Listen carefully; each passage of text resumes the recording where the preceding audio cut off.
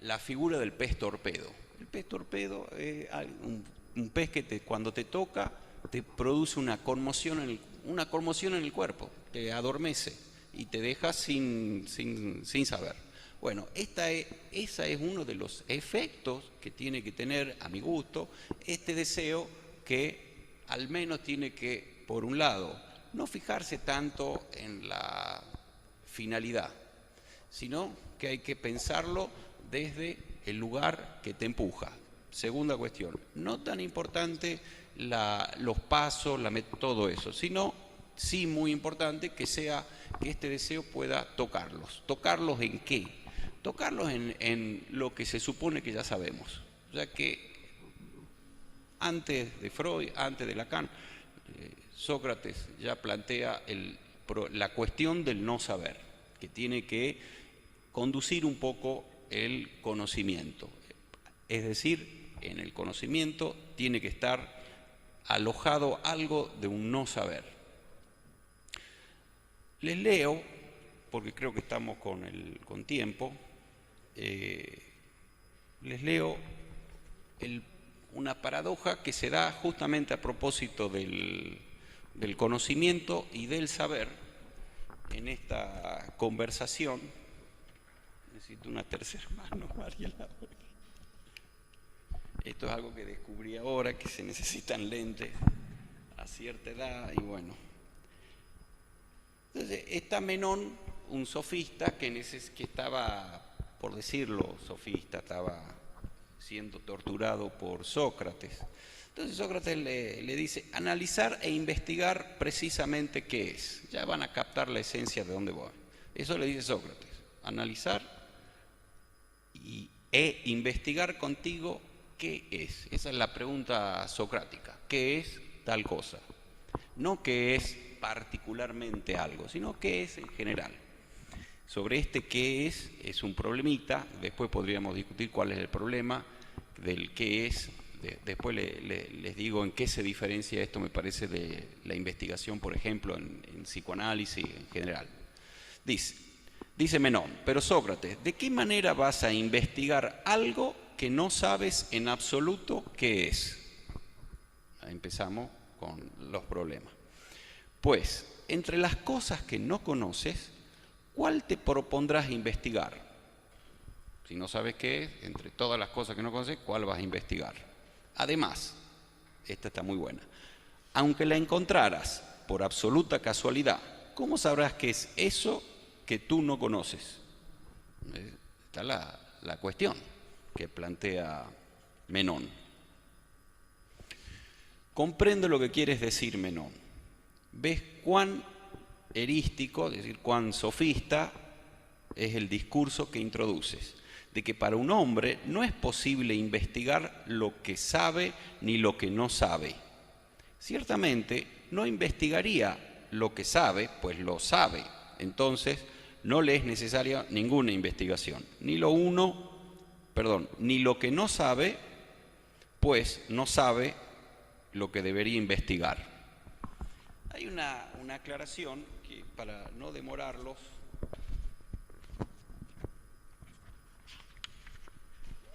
por acá la tenía, acá.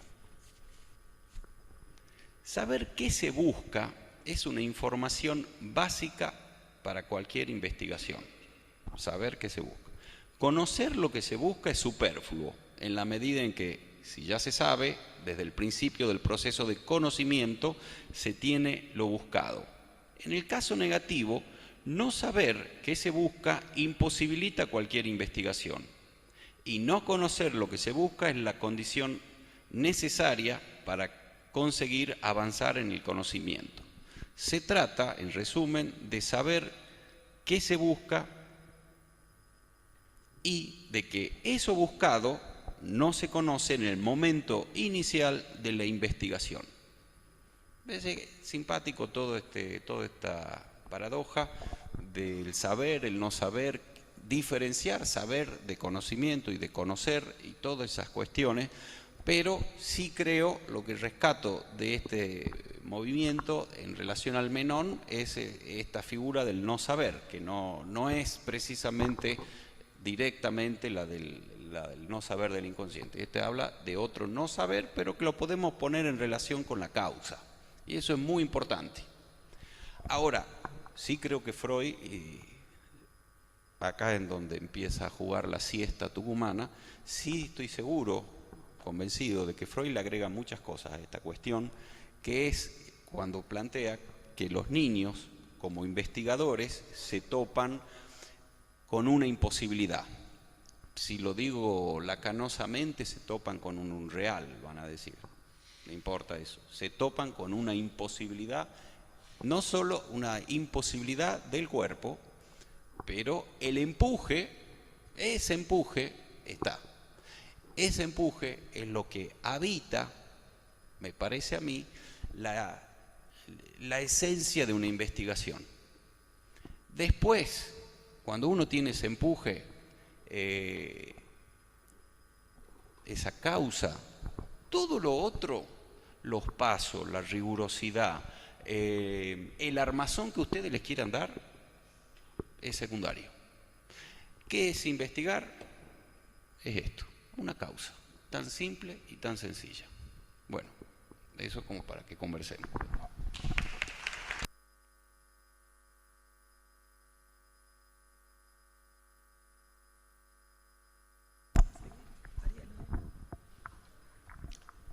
Continuamos con el simposio y ahora lo vamos a escuchar a la doctora Mariela Mozzi.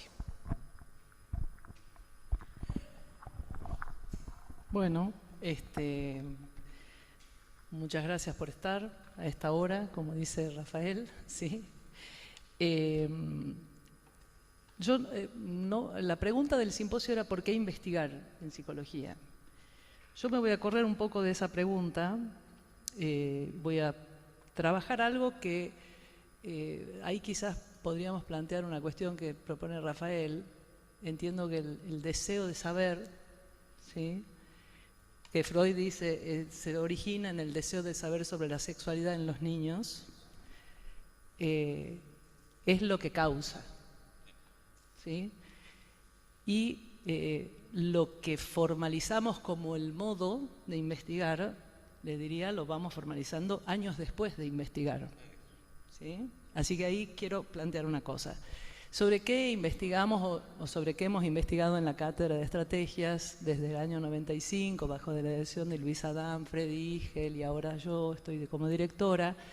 Básicamente venimos investigando diversas líneas para pensar las problemáticas adolescentes, las instituciones, sus modos de fracaso, ¿sí?, y la lógica de lo colectivo y la relación del sujeto con el otro. O sea, sobre esa línea trabajamos en un campo que no es el dispositivo clínico psicoanalítico propiamente dicho, y tenemos un amparo teórico que es el psicoanálisis. O sea que tenemos ahí dos problemas. No es desde el psicoanálisis, no en un ámbito estrictamente como Freud organizó el dispositivo. Pero ya Freud en 1918 decía que la psicoterapia trascendería los límites de la terapia de la neurosis, que es el dispositivo que él organiza, y no dudaba de la utilidad del psicoanálisis en el campo social y que era necesario, dice él, realizar la labor de adaptar nuevas técnicas a las nuevas condiciones.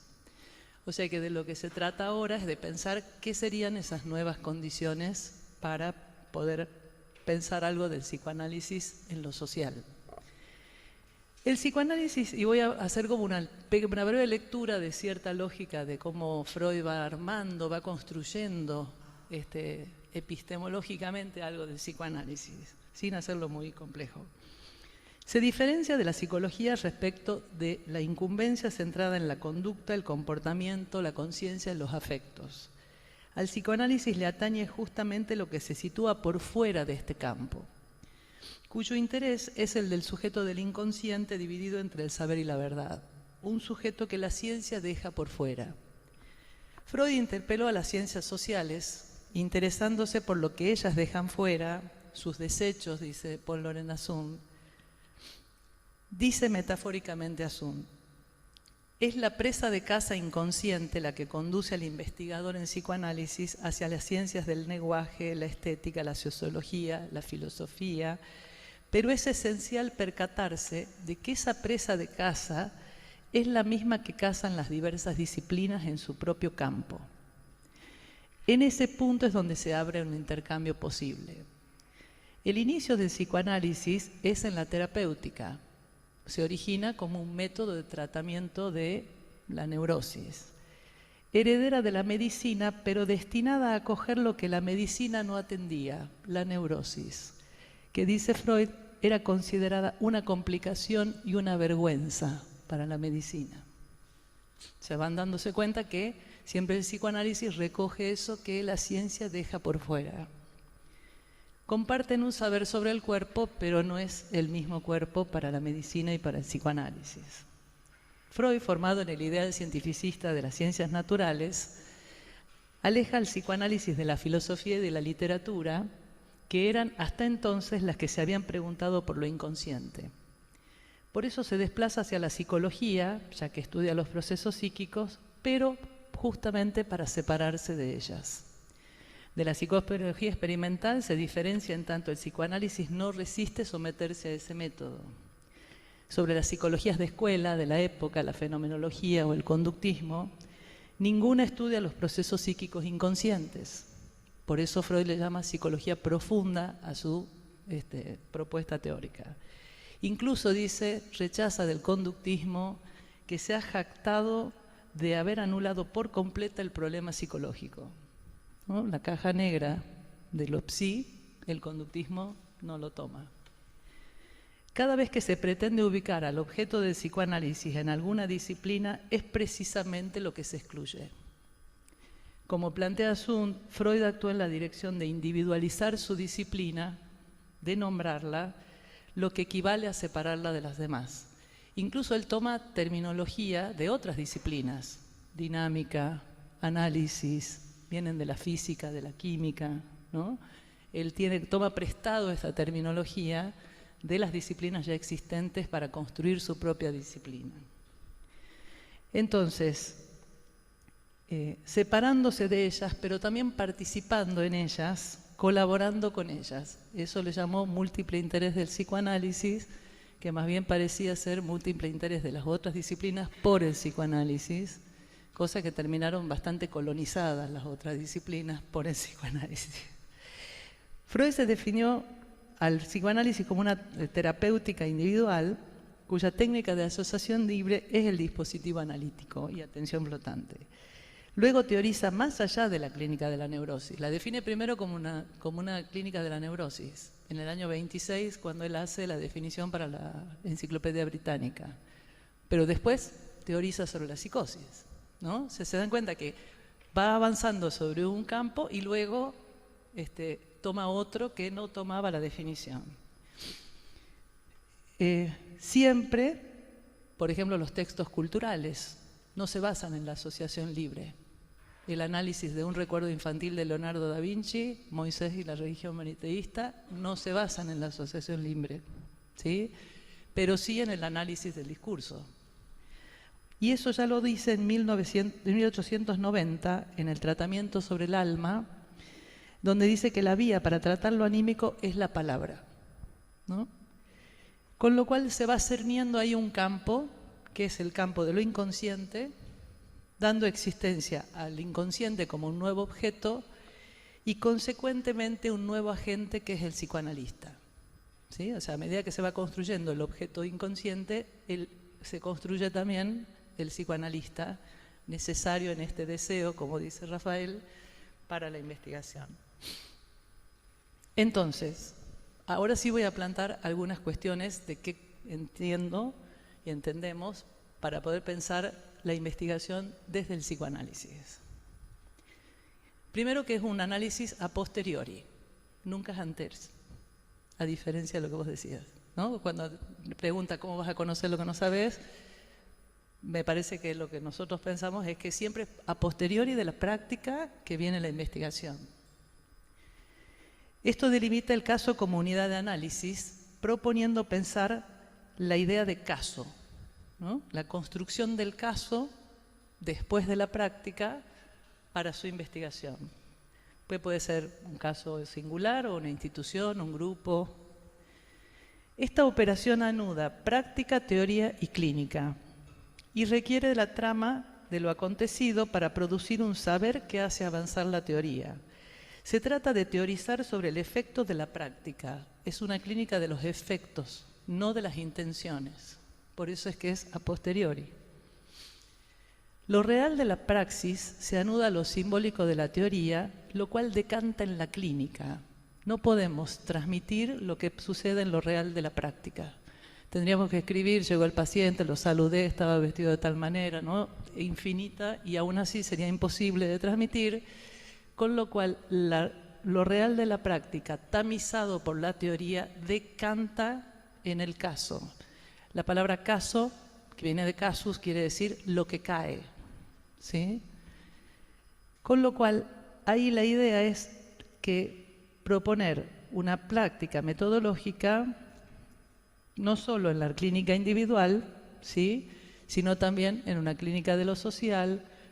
Héctor Gallo propone pensar en esta línea, tomar conceptos freudianos como superyo e ideal y los conceptos lacanianos de goce y de otro para pensar la pulsión y la articulación con lo que Freud denominaba la civilización, que remiten tanto a la lógica de lo singular como de lo colectivo. O sea, poder contemplar estos conceptos permitiría poder pensar esta articulación.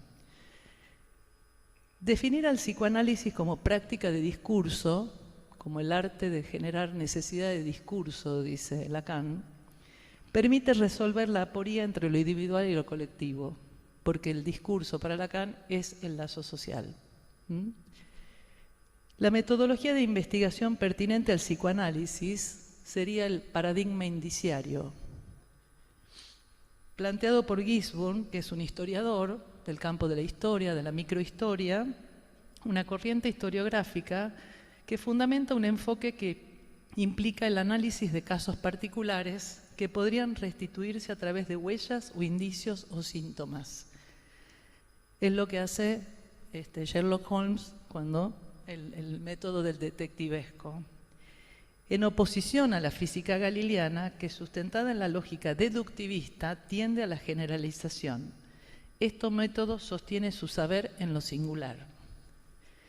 A diferencia del paradigma de Galileo, que prioriza lo general, incluso descarta lo individual para solo localizar lo que se repite a nivel macro, surgen las llamadas ciencias conjeturales, dentro de las cuales podemos ubicar al paradigma indiciario, con el cual se asocia el método freudiano del interés por lo nimio, por el detalle, por la contradicción, por aquello que genera una disrupción en el discurso. Freud, influenciado por Morelli, no sé si ustedes saben, Morelli era un crítico, un analizador, un investigador del arte del siglo XIX, que se dedicaba a descubrir cuáles eran las obras genuinas y cómo lo hacía, y él decía, en los pequeños detalles, en la forma de las manos, en la forma de la oreja, de los pies. Ahí descubría, ¿qué descubría con esos pequeños detalles Morelli? Freud conoció a Morelli, ¿no? Leyó lo de Morelli y me parece que inspira parte del método. Dice Morelli que en esos detalles resultan reveladores porque desaparecía en ellos la subordinación del artista a las tradiciones culturales, dando paso a la manifestación puramente individual, repitiéndose de casi modo inconsciente por la fuerza de la costumbre. Es decir, serían indicios de la subjetividad del artista que quiebra la coherencia de lo esperado. Ahí, dice, se nota en esos pequeños detalles lo más singular de ese artista. Otra inspiración que tomamos para pensar es lo que propone pensar Giorgio Agamben con respecto a los casos concebidos como un statu de exemplum o un valor paradigmático. El paradigma es una forma de conocimiento ni inductiva ni deductiva, sino analógica que se mueve de singularidad a singularidad. Dice Agamben, el paradigma es un caso singular que se aísla del contexto del que forma parte solo en la medida en que, exhibiendo su propia singularidad, vuelve inteligible un nuevo conjunto, cuya homogeneidad debe constituir. En la obra freudiana podemos pensar los casos de Dora o el hombre de las ratas como paradigmas de histeria y neurosis obsesiva, pero no todo la histeria habla de Dora, ni Dora puede decir todo sobre la histeria.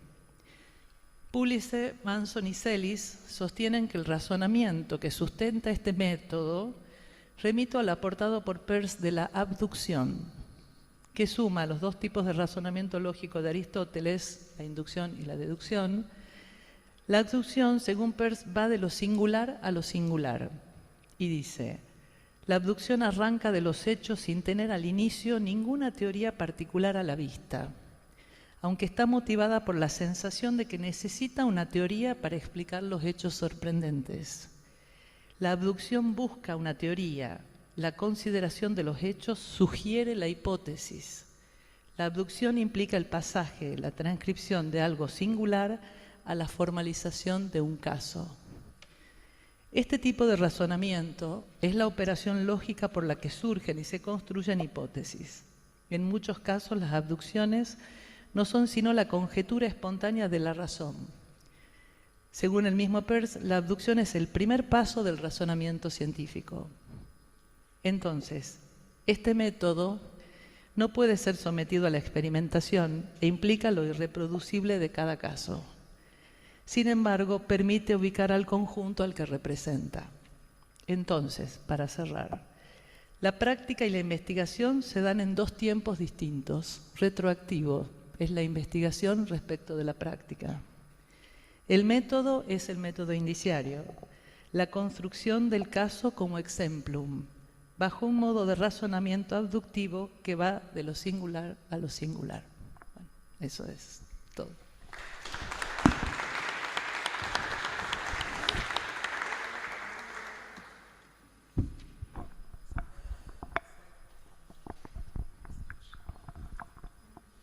Continuamos con Ana Carolina González, con profesora.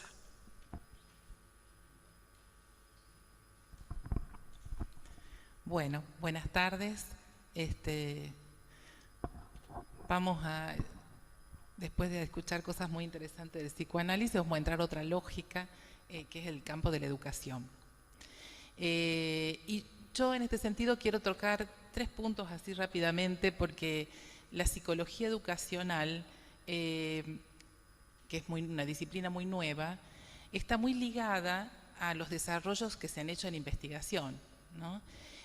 Pensemos que las preguntas del campo de educación han estado siempre, y fue la filosofía la que se hacía cargo de esto, por cómo aprende un sujeto, por qué no aprende, cómo se puede aprender mejor. Y luego, bueno, en la medida que la psicología se convertía como ciencia, empiezan a hacerse algunos estudios demandados por el ámbito de la educación, por ejemplo, los test de inteligencia, para organizar la escuela. Y este ámbito de preguntas, de cuestionamiento, permitió muchos desarrollos científicos en el ámbito educativo, en la psicología, pero también con el tiempo se fue constituyendo una disciplina que tenía su autonomía, en la medida en que fue construyendo su objeto, sus métodos y unas investigaciones que les eran estrictamente vinculadas a este ámbito. Por eso hubo mucha crítica de la época de la psicología educacional como un aplicacionismo de la psicología al ámbito de la educación. Y desde más o menos hace 4 décadas ya podemos hablar de una disciplina que tiene su autonomía. Esto ha implicado, como bien decían Rafael y desde el psicoanálisis, que Mariela, que se tomaban muchos conceptos prestados, ¿no?, desde distintas perspectivas teóricas psicológicas para dar cuenta de las problemáticas en educación. Todavía hoy, que se debate, ¿no?, que si esto es una disciplina y cuánto de autonomía tiene en sus desarrollos. Sí quiero, me parece que es importante destacar, porque tiene que ver con algo muy contemporáneo, con quienes trabajamos en la facultad, porque hemos participado de la apertura del Departamento de Investigación con la primera maestría, que era de Psicología Educacional. Ya por esos momentos, hace 3 décadas, ¿no?, el Departamento de Investigación, que era una profesora que trabajaba en el ámbito de la educación, veían la importancia de empezar a desarrollar investigaciones que empiecen a dar respuestas a las preguntas que empezaban a demandar este campo, tan atravesado por problemáticas. Y pensemos que los contextos y las transformaciones que se han ido dando han generado cada vez más preguntas en el ámbito educativo. Por eso podemos decir que entre las características de esta investigación, que tiene mucho prestado de la sociología, de la filosofía, de la pedagogía, de las ciencias sociales, se ocupa fundamentalmente de dar respuesta. Eso es una característica del ámbito de la psicología educacional. Busca dar respuestas a interrogantes y demandas del campo para comprender, más que para interpretar, comprender los procesos de enseñanza-aprendizaje y sus problemáticas. Y esto lo va a decir César Coll, un importante psicólogo educacional de España que ha tenido mucha incidencia en todas nuestras transformaciones educativas, por eso él va a decir que la psicología educacional tiene un fin práctico, porque busca transformar, tiene el objetivo de transformar procesos y hacer modificaciones y cambios. Bueno, esto ha tenido, por supuesto, los desarrollos, y nombro la maestría en psicología educacional porque al mismo tiempo que se abría la maestría acá, van a abrirse en distintas universidades del país, y eso le va a dar mucha identidad a esta disciplina, ¿no? César Coll participó en ese momento también del asesoramiento para el desarrollo de investigaciones que sean contextualizadas a las problemáticas educativas de lo que pasaba en nuestro país y en Latinoamérica. Y porque esto a la vez iba permitiendo delimitar el objeto de estudio de la psicología educacional, que fue muy debatido, de qué se ocupa de las cuestiones psicológicas en el aprendizaje, de las subjetivas, del malestar. Bueno, ¿y cómo se estudia? Todavía lo que vamos a ver actualmente, y voy a leer algunas cuestiones como más críticas hoy respecto a la situación actual de las investigaciones en este campo, vamos a ver una diversidad de metodologías, generalmente hoy más cualitativas por un giro que se produce en el campo educativo, también demarcado por los marcos legales, digamos, que van a regular la educación. Pensemos que en el año 2006 hay un cambio importantísimo con la Ley Nacional de Educación, donde hay un giro paradigmático en el planteo de qué es la escuela y cómo se va a vivir en la escuela, que demanda investigaciones puntuales al campo educativo.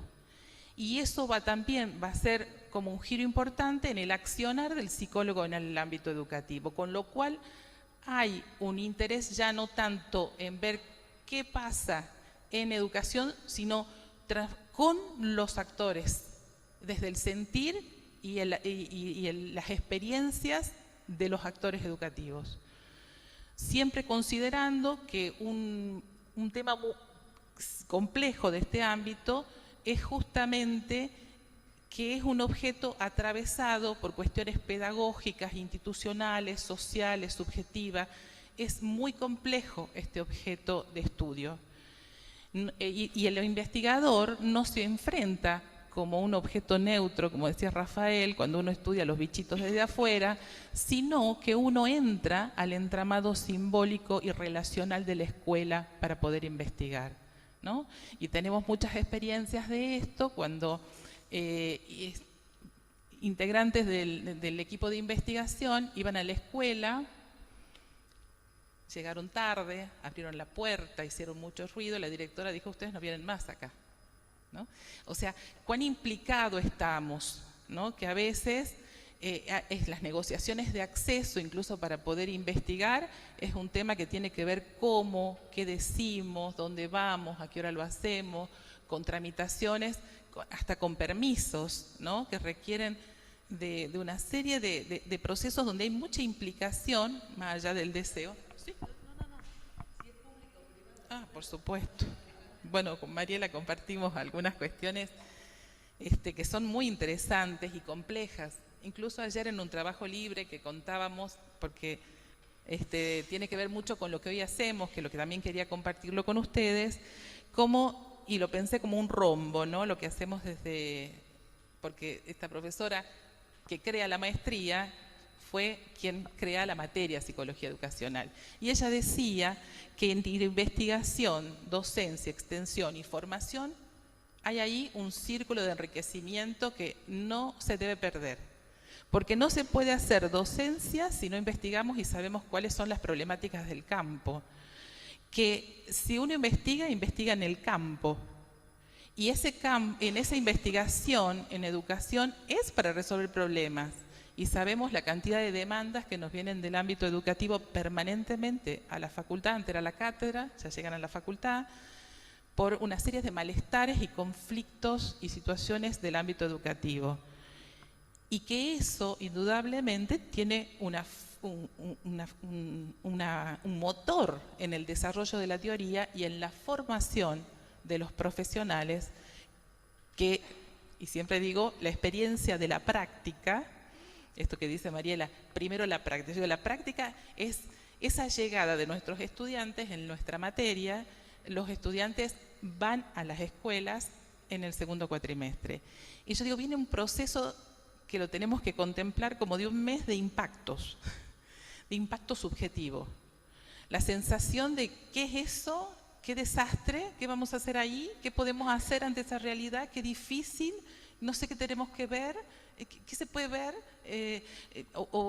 no sé para qué vamos, se angustian muchísimo, porque son problemas en situaciones de mucha desorganización. Y luego viene esta cuestión, como bien dice Mariela, bueno, vamos ahora a construir cuál es el problema.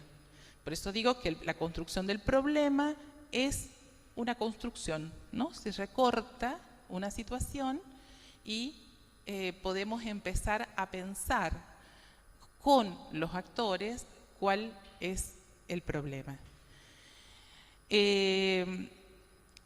Bueno, acá me quedo pensando y contarles algo de qué pasa hoy con estas investigaciones, sobre qué se investiga, cómo se recorta, por qué se investigan ciertas cosas.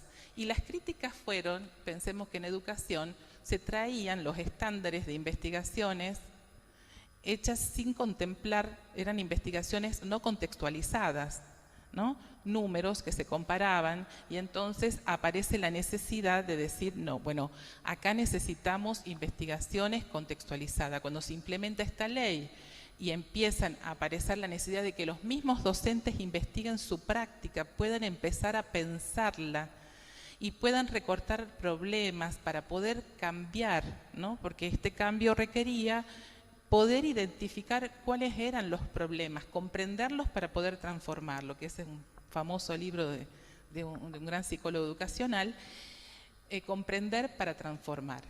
Y ahí la investigación tiene un papel fundamental en este ámbito,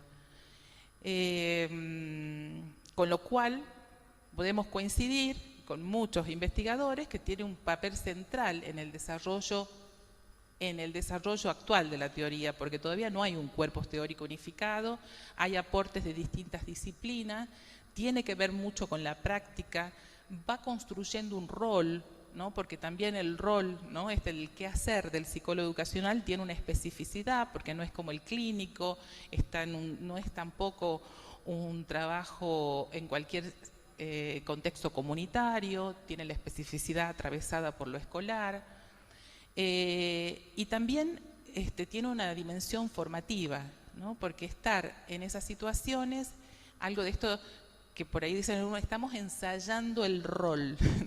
Bueno, es vivir esa instancia de estar escuchando y trabajando en esas situaciones institucionales, porque las problemáticas se dan entramadas en situaciones institucionales.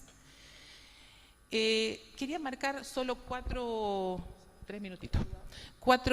puntitos, un puntito, de cuáles son los problemas que tiene, que se hace mucha se enfatiza mucho en los problemas de estas investigaciones, que están a cargo generalmente de universidades en nuestro país. La mayoría de las investigaciones educativas depende de instituciones universitarias y de políticas educativas. Con lo cual hay mucha distancia entre lo que se investiga y la práctica educativa, se llama la transferencia. Eso es un tema que está pendiente de ver cómo hacer llegar estos resultados de las investigaciones a la transformación real de la práctica. Y qué enfoques predominantes y cuánto de esto depende, porque sabemos que investigar es una política.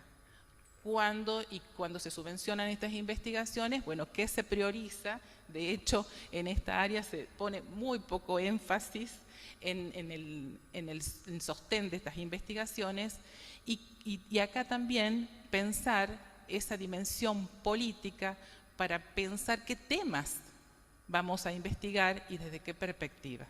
Bueno, es mi aporte. A ver si no pasa por aquí.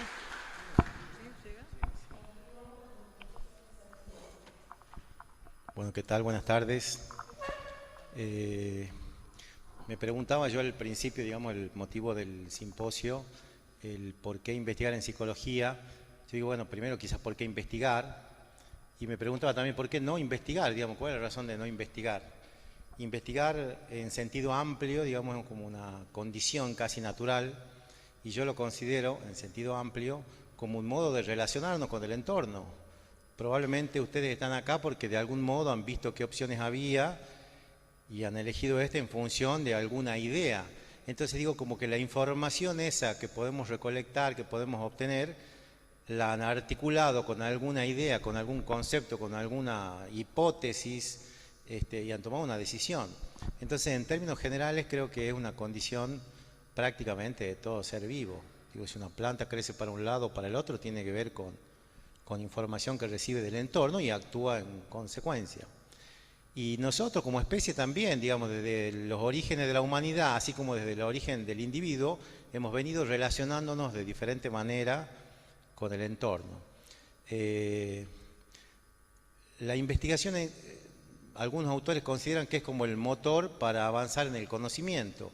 Y quizás esa actitud investigativa que tenemos naturalmente, considero yo que cobra cierta incomodidad cuando necesitamos encajarla en algunos parámetros científicos, académicos, y bueno, y ahí vienen una serie de requisitos, normas, reglas, formales, informales, etc. Sin embargo, creo que es una de las condiciones que están puestas, digamos, podemos acordar o no. En caso de no acordar, podemos ver qué hacemos con eso y trabajar en ese sentido.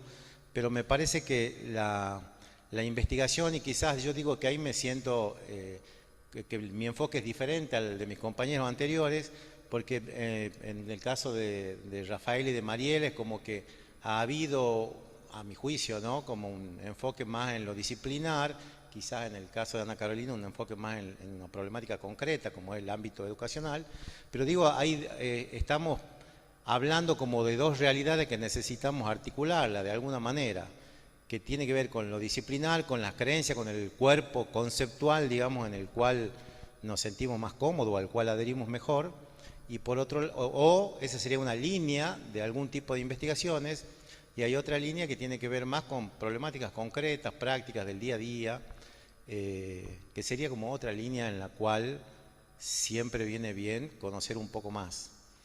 Entonces digo, bueno, esa quizás es una suerte de síntesis, digamos, lograr fundir en un concreto, no sé si decirlo concreto, digo, tenemos que articular algo tangible con algo intangible.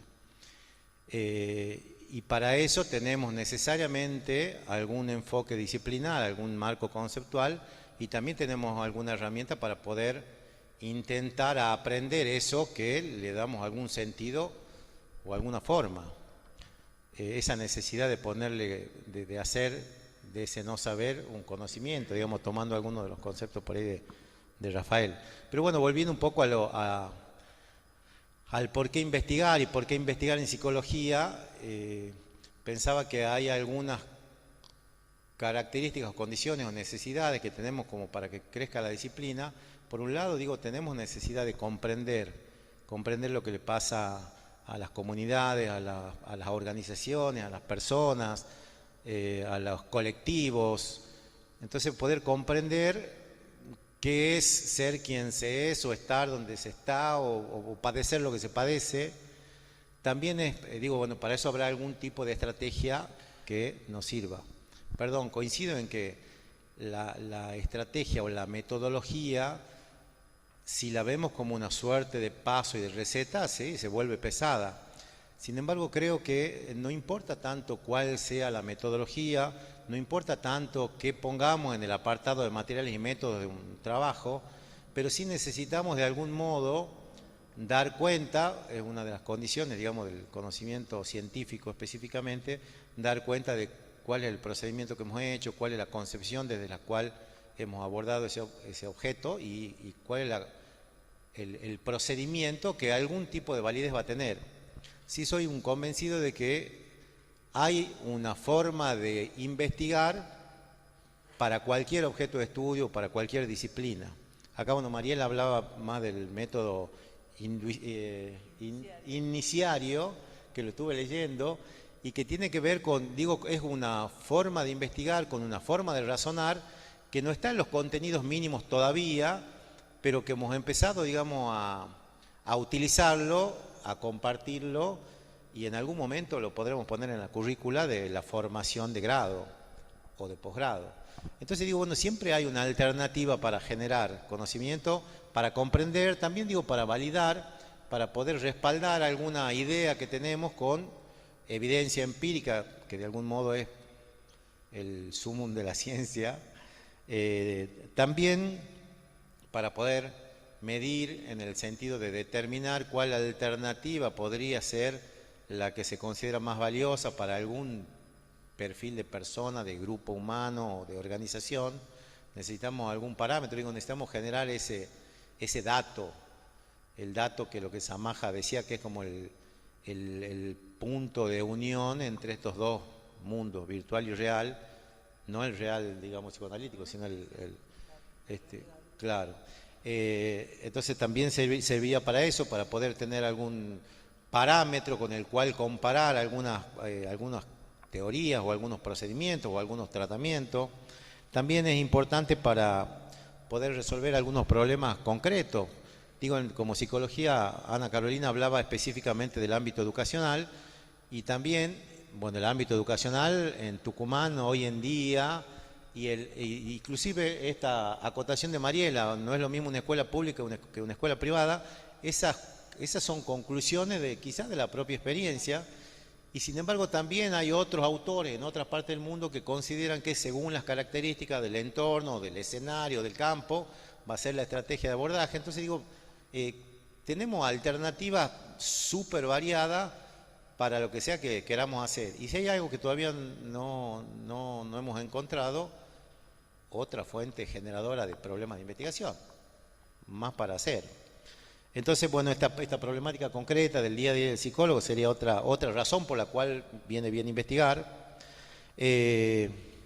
Por ahí también para generar confianza en esto en el quehacer cotidiano en este caso de los psicólogos, necesitamos de algún modo darle fuerza, no sé si necesariamente empírica, digo, pero fuerza en el sentido de que, bueno, cuando encontramos gente que piensa parecido y hacemos o aplicamos alguna estrategia de la misma manera, bueno, esa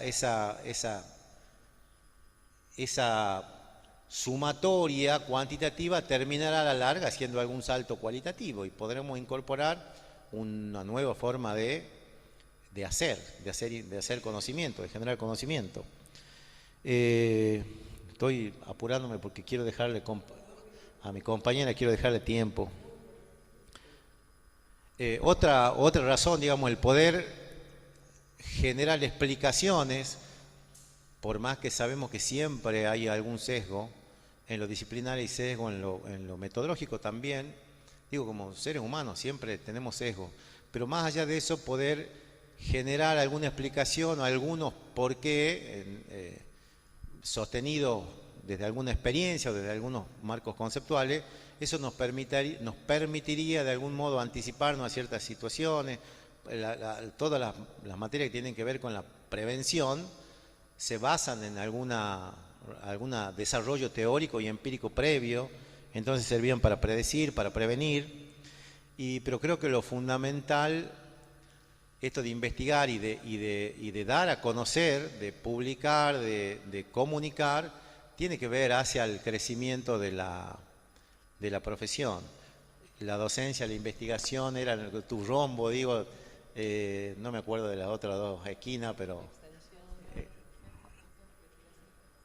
gestión de salida, bueno, formación, de algún modo la investigación es una pata de esa mesa, así, bueno, me considera importante. Y por último, no extenderlo, pero sí pensar en que las cuestiones éticas, que a mi juicio la venimos pasando por arribita, necesitamos tenerla en cuenta, sobre todo en la actualidad con toda esta ola de los desarrollos tecnológicos, del uso de la IA, digo, en el ámbito educacional y en los otros ámbitos también, vienen generando nuevas preguntas, nuevas formas de pensar, nuevas formas de proceder. Como docente quizá no, en el caso de la materia en la que participo, generar modos de valorar el proceso de enseñanza-aprendizaje de manera diferente. Por ahí los que hacen clínica, digamos, por ahí pensar que nuestros pacientes podrían estar haciendo interconsulta con el chat GPT o con alguna otra IA.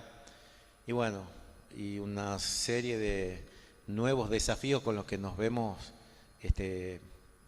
no sé si enfrentados, pero nos vemos de algún modo con la obligación de pensarlo y de hacer algo al respecto, o al menos de juntarlo y hablar sobre el tema. Así que bueno, eso lo dejo simplemente como alternativa y paso el micrófono a...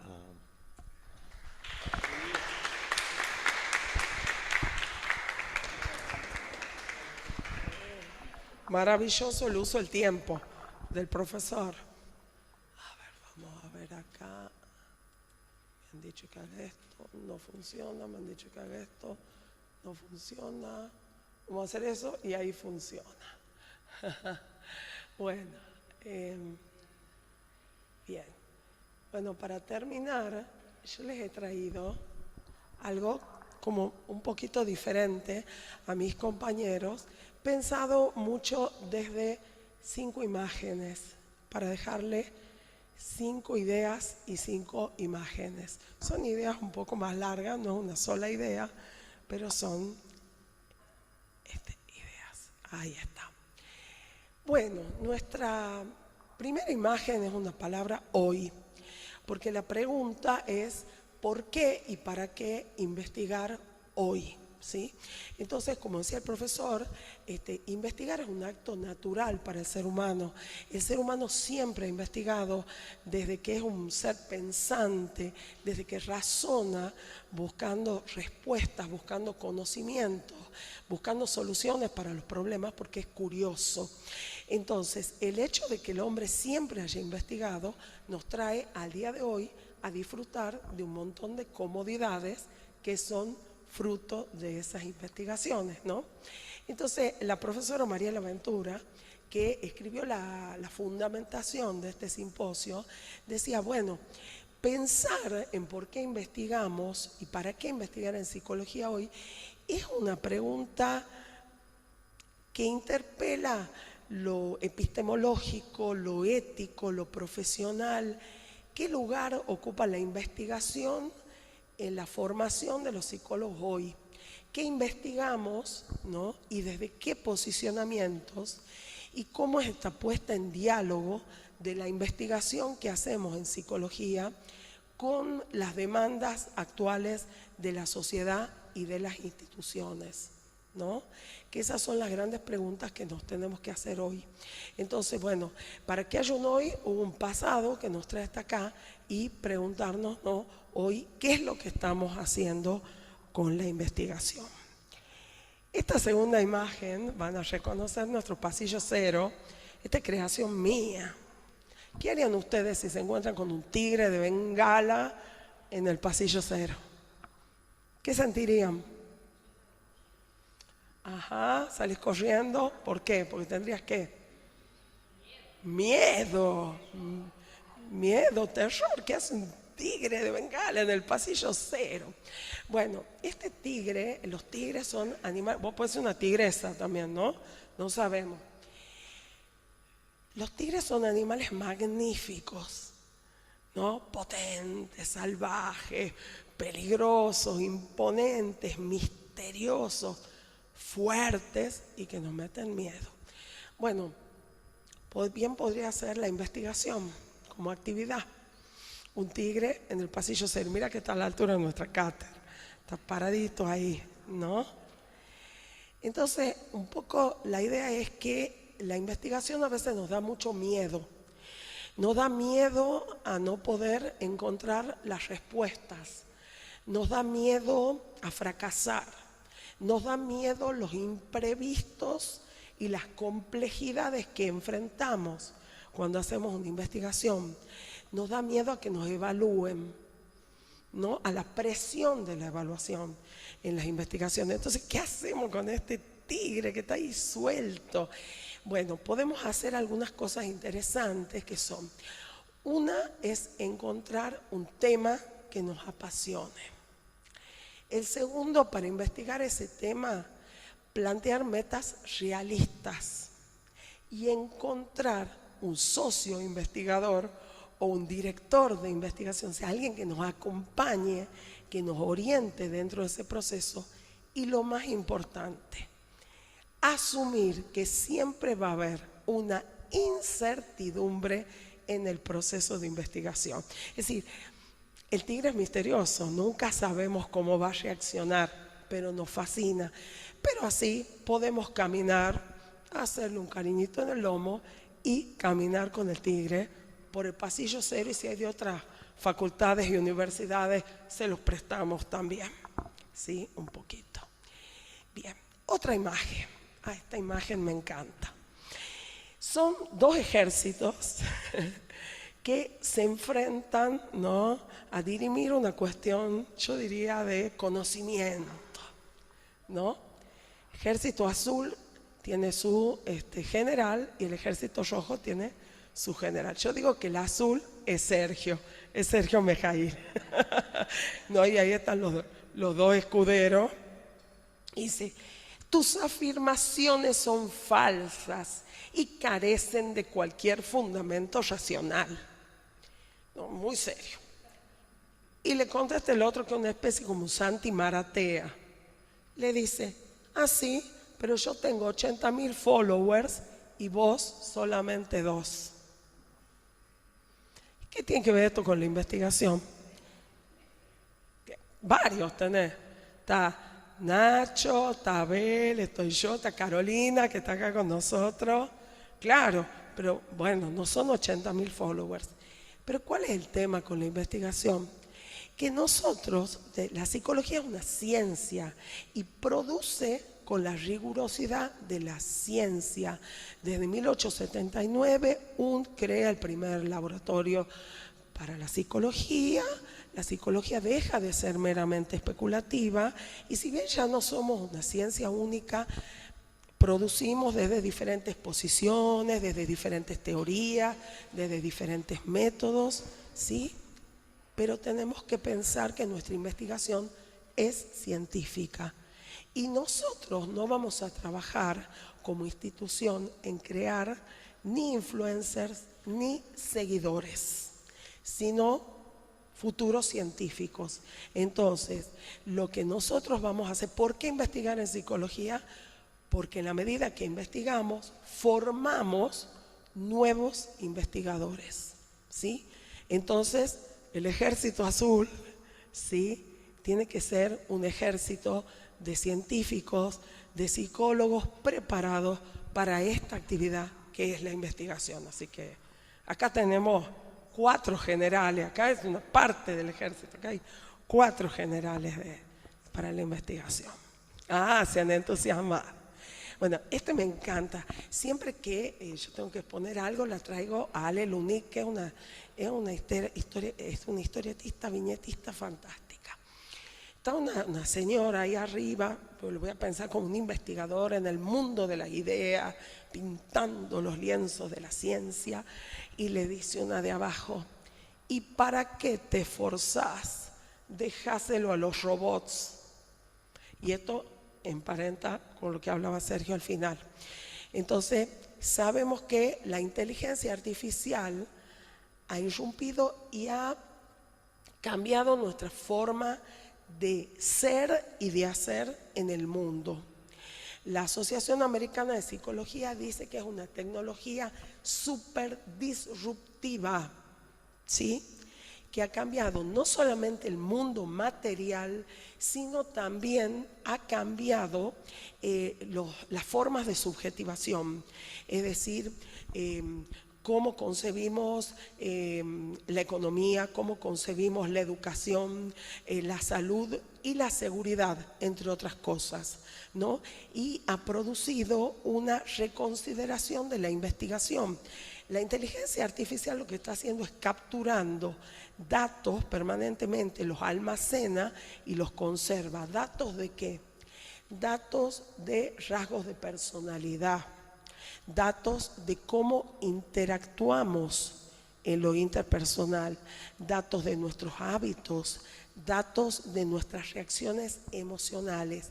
Y esa cantidad inmensa de datos está disponible para la investigación con herramientas súper potentes y novedosas de análisis estadístico. Entonces dice la APA, bueno, desde acá se va a poder prever con esa cantidad de datos y esos nuevos análisis, se va a poder prever cómo se van a comportar los sujetos y las sociedades. Y esto, ¿no es cierto?, suena como un beneficio, pero también suena peligroso, ¿no? Ustedes ven, John Watson sigue en carrera cuando quería predecir el comportamiento. Qué fuerte, ¿no? Pero nosotros pensamos que más allá de esto hay algo que es inmensamente humano, inherentemente humano, que es nuestras motivaciones. Entonces nosotros, ¿por qué queremos seguir ahí investigando? ¿Por qué nos seguimos esforzando? ¿Por qué estamos motivados a investigar? Para reducir la incertidumbre, pero de manera humana, para mejorar la calidad de vida de los seres humanos, ¿no es cierto?, para que haya mejor salud mental. Queremos investigar para ser mejores seres humanos, por ejemplo, mejorar nuestra habilidad de pensamiento crítico, y tenemos que investigar también para la paz, para encontrar mecanismos de reconciliación en el mundo, ¿sí? Y la última imagen y la última idea, un mapa existencial. Usted está aquí, lo pensemos en investigación, pero es aquí donde quiere estar, ¿no? ¿Realmente queremos estar donde estamos en investigación en psicología? ¿No? ¿Sí? Estamos acompañados de quienes queremos estar, somos una suficiente cantidad de gente investigando, somos todos los que deberíamos ser. Y la pregunta es, ¿hacia dónde queremos ir en este mapa existencial? Así que los dejo con esto. Gracias.